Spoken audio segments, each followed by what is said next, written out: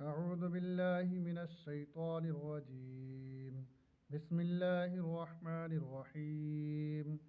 في الدنيا والآخرة ويسألونك عن اليتامى قل إصلاح لهم خير وإن تخالطوهم فإخوانكم والله يعلم المفسد من المصلح ولو شاء الله لأعنتكم إن الله عزيز حكيم.